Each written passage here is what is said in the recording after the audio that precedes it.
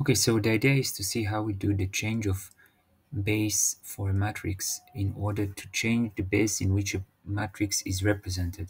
So let's start with the end.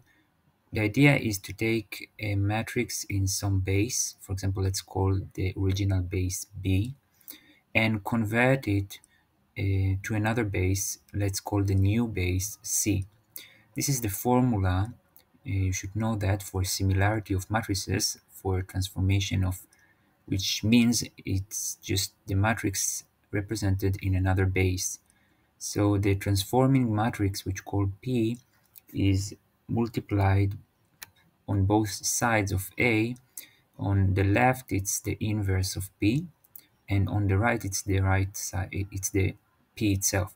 And now the idea is to try to understand why this is the formula, why we do this thing in order to change the base from A in, for example, base B, the original base, to some new base, let's call it again C, that the matrix will be represented in. So let's start. We have a vector space, let's call it V. It represents a transformation, linear transformation T from V to V. We have a matrix that represents T in, let's call it the old base B.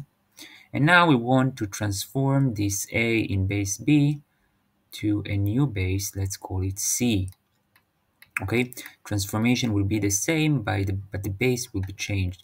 The transforming matrix will be this, which means that what I will do is represent each vector in the new base using the old base.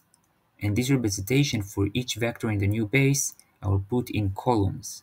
Those columns will build the matrix P. Okay.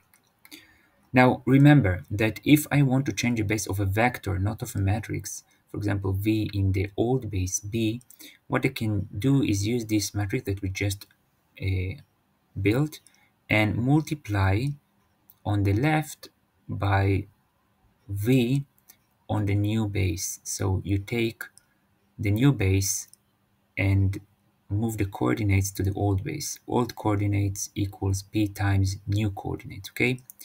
And using P inverse, we can do the opposite. Take the vector in the old base and convert it to the new base. New coordinates equal P inverse times old coordinates.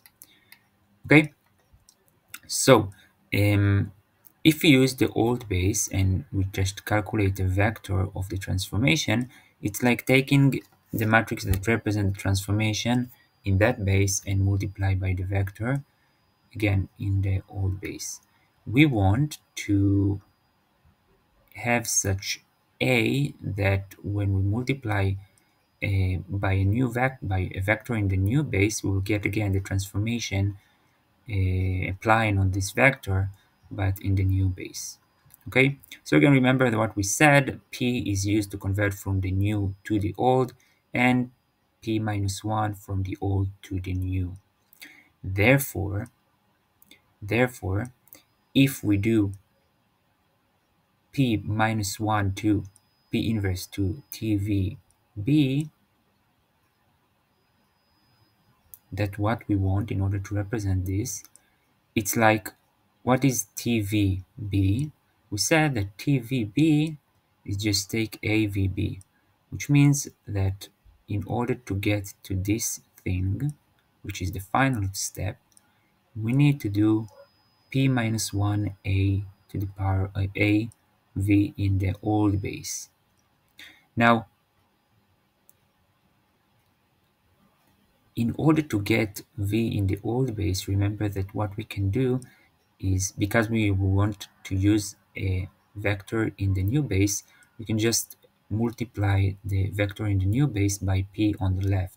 So instead of V on the base B, we can write V on the new base C. And therefore we got the formula for TV in the new base. Okay, so the idea is just it convert new coordinates of a vector into old coordinates. We start again, this is taking the vector in the new coordinates, take it back to the old coordinates.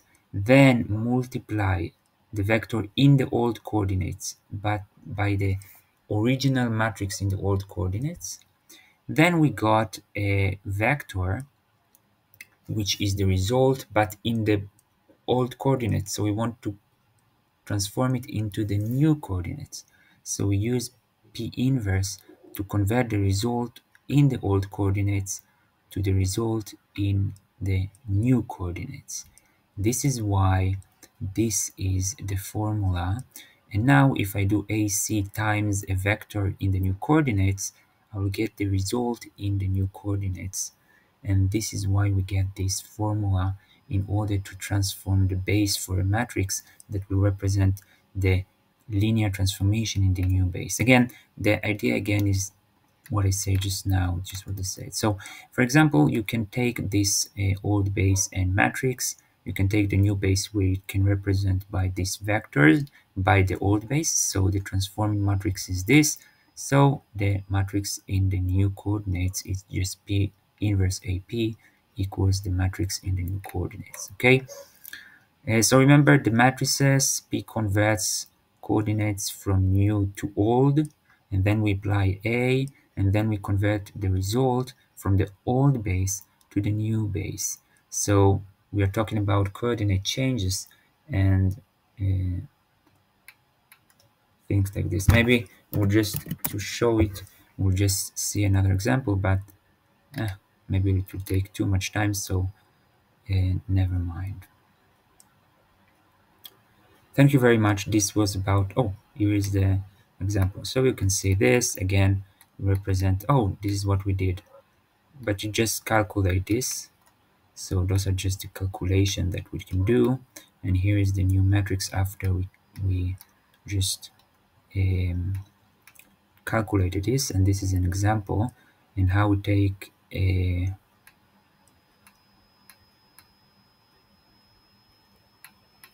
vector in the new coordinates and do that. Okay, thank you very much.